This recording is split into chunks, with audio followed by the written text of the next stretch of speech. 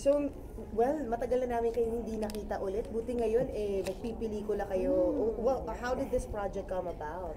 Actually, I'm so happy dahil napili ako ni Director Gab Ramos.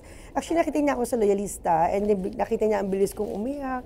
So, sabi niya, hindi lang pala akong pang-comedy, pang-drama din. So, kinuha niya ako dito sa Magic Hurts movie, When the Magic Hurts. So, yun, itong movie nito, nabasa ko yung script, sobrang, ang ganda. Talagang very emotionally and very nakaka-relate ako dun sa story. Dahil di ba may anak akong lalaki, anak ko si Beaver Magtala sa movie, si Ernest. So yun, dito sa movie to, kakaibang Angelica Jones dahil isa ko ditong elegant, demure, mahinahan magsalita. Bakit kakaiba? Bakit ka ba demure at elegant? Hindi kasi sa totoong buhay, bakla ko. Joke lang. Pero parang naging tahimik na yung buhay mo the past years, di ba? So ano ba itong pagbabalik showbiz na ito? December yung Loyalista, ngayon itong When Magic Hurts. Sasaba ka na ba ulit ng full-time sa showbiz? Yes. Actually, sa 14 years ko na sa pagiging board member sa Third District of Laguna, nakadigata na yun. I started at 25 years old as board member. Now, I'm 41. So, pinagpahinga muna ako ni Lord sa politics. So, ngayon, na-miss ko yung showbiz. So, ito na yung very timing, yung paggawa ng movie and teleserye and mga projects. So, syempre, alam niyo naman, malapit ng election na naman. October is filing. So, habang hindi pa filing is, ini-enjoy ko yung mga movies ngayon. So, tatakbo ka ulit? Maybe. What position are you gunning for? Maybe board member? Board member ulit? Yeah. But parang hindi ka na nag-graduate sa pagiging board member? But Actually, I ran congresswoman last election. Di ba, nakailang term akong board member. So, tumakbo ako 2016 as vice governor. So, hindi talaga ako pinat sa vice governor. After that, nag-concede ako, bumalik ulit akong board member. Nung number 1 akong board member, yun, I ran congresswoman last election, so hindi rin ako pinalad. So maybe talagang hindi talaga ko pa destiny yung syempre mga kabatch ko yung mga kabatch ko, di ba, congressman na, governor, vice governor. Ako, yung knowledge ko, nag-aral akong mabuti para for ipagawa ng ordinances and legislator. Ito talaga yung parang dito ko nagginugol yung oras ko sa pag-aaral at sa politika as a public servant sa pagtulog sa Third District of Laguna. Kaya lang, matagal ko ng dream mag congresswoman pero hindi talaga nakatadhana sa akin. So meron talagang magandang tadhana nakaplano ang Diyos sa akin. Na-miss mo ba yung showbiz? Lalo na yung ingay? Lalo isa ka sa pinaka-controversial ng kapanahunan. Oo nga eh. Actually nga, akala ko nga nakaligtas na nga ako kanina sa controversial kasi nga medyo, actually, nanahimik ako. Yung mga personal life ko, hindi ko na ipinapaalam. Pero syempre, nasa politika ako. Pero pag nasa showbiz ka kasi, nauungkat eh. Parang ang galing maghalukay ng mga media ngayon eh. Kahit na actually nag-uusap ka kami ni Dennis kanina, sabi ko, akala ko makakaligtas na tayo. Parang naiyak naman ako doon sa message ni Dennis dahil siya, gusto niya kilalanin siya bilang tatay at apelidong gamitin. Ako naman, yung ko naman ayaw naman kilalanin at ayaw paggamit yung apelido na hindi makagraduate. Ng tatay niya? Ng tatay ng anak ko. Nangyari doon? Actually, a very long story. A long time ago, 11 years ago, yung anak ko nga parang abandon ng tatay niya. Pero tinuring namang ang anak ko, yung parents niya, kaya lang patay na.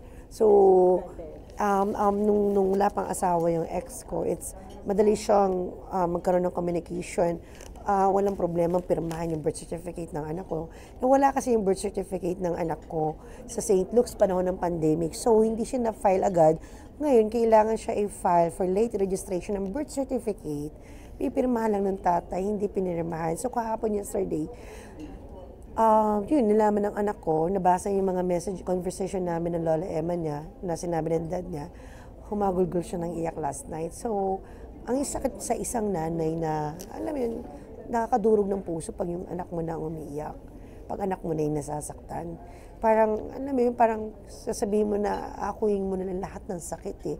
Kukunin mo na lahat ng sakit, huwag mo lang makitang umiyak yung anak mo. Kaya, for me, yun, my plan is, kung hindi talaga niya ayusin, ay niya perman, at hindi maayos na mahinahon na pag-uusap, at wala naman kami hinahabol sa kanya dahil mula pagbubuntis sa panganak ko sa anak anak ko si Angelo Alday, ako na yung financially, emotionally, spiritually, ako talaga umako lahat. Ako talagang gumasta sa pagpapaaral. Wala siyang binibigay na suporta. Ngayon, Wala ang po. kailangan mo lang, yung pirma Ang niya, kailangan lang, yung pirma lang for late registration, birth certificate, para makagraduate ang anak ko ng college. ng grade 6. Grade 6, kasi 11 pa lang siya, sorry. Yes. Pero wait lang, ba't hindi siya makagraduate kung wala yung birth cert, etc.? Kailangan kasi yung birth certificate nung schools, kasi sa private school. Requirement kasi sa private school na kung maglalasal ka, kasi yung anak ko kasi binubuli sa school. Actually, binuli siya. Sabi niya sa kanya, lagi kang honor, makakagraduate ka ba? Wala ka namang birth certificate. So, ang sakit, di ba? Sa South ba siya? Sa South Lake School, Integrated School, San Pablo. So, yung private school niya, plano niya mag-aaral ng high school sa Lazal. So, syempre, nag-check siya ng requirements sa Green Hills, Lazal, kailangan ng birth certificate. So, birth Paano kung wala talagang father, for example, di ba? May mga ganong Hindi case. ba, yung tipong abandon? Single Yun, parent. actually, kaya nga yun pong gagawin naming case laban sa kanya is yung abandoned child. Meron kaming isasampang kaso sa kanya.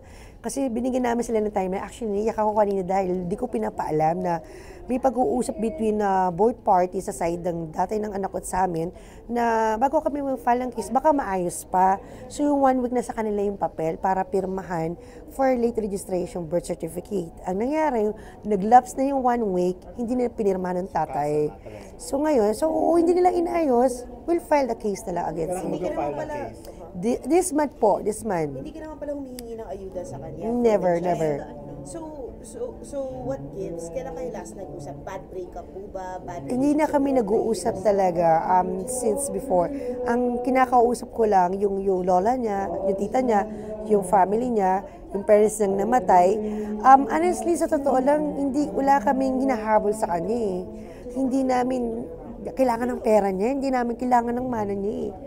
Ang kailangan ng anak ko ay yung birth certificate, doon nakasalalay ang future ng anak ko para sa high school and college kasi mataas ang pangarap ng anak ko. Miss Angelica, pagka ano ba, for example, dati pa, kinakausap niya naman yung anak mo, may relationship sila ng anak mo. Hindi rin siya kinakausap. Pero gusto niyo rin ba, preferably, na kahit gano'n ang sitwasyon, kilalanin mo naman na anak niya to, kahit wala kayong relasyon, kilalanin mo pa rin. Actually, nang gusto ng anak ko, ang sabi ng anak ko, umiyak siya last night. Sabi ng anak ko na, in 10 years, hindi ako kinilala ng tatay ko, mag 11 years. Anak ba talaga ako? Totoo ba ako anak ng tatay ko? Kagabi lang niya sinabi yun sa akin. Siyempre sakit, diba? Kaya sabi ko sana ko, anak ka ng tatay mo. O siguro, may ibang pamilya na siya ngayon. Noong kasi siya, binata siya. Nung nabuo ka. Ngayon, may iba siyang pamilya. Siguro, may pinangingilagan siya. Kaya, bali mo maayos pa, ayusin ko. And sabi ng anak ko, Mami, hindi ko naman hinahabol ang kayamanan o pera nila eh. Ang hinahanap ko lang, kilalanin ako bilang anak. Pirma ng birth certificate ko. Paano ko makakagraduate? Paano yung future ko? Nakasalalay sa birth certificate. Paano ako? Sayang naman yung pag-aaral ko. Kaya, durog na durog ako last night. Kaya nga, kaya sabi ko, sige anak, iyak mo lang yan. Aakuin ko lahat ng sakit mo. And mas magandang makipag-usap ka sa Diyos, magdasal. Malay mo, may milagrong mangyari, didinigin ka ng Diyos. Kasi di ba God is close to the broken-hearted. Yung mga batang ina-abandon, yung mga batang hindi kinikilala. Sorry talaga, medyo emotional talaga ako. Kasi exam niya for this week. Exam niya for Monday to Wednesday. Tataas ng grades ng anak ko. Taas kasi ng grades niya every year, honor student ng anak ko. Bilang single parent, sinasabi ng anak ko na I study hard, you work hard. That's why I work hard. In 11 years, sinolo ko lahat. Kahit masakit, financially ako lahat. Pero inihiling ko lang naman sana makonsensya siya. Sana pagbigay ng anak niya, kilalanin yung anak niya. Sorry. Sana dinigdigin ng Lord yung dasal ng anak ko. Nakaka-proud yung anak mo. Sobrang talino ng anak ko, sobrang bait, sobrang talino, sobrang very loving son. Hindi niya deserve yun. Hindi niya deserve na masaktan. Ngayon po ba, tawag nyo dito, meron kayong katuwang sa buhay?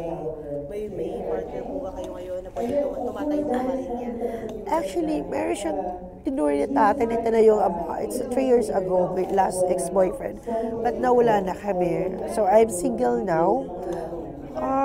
Sa ngayon kailangan munang ayusin ko muna yung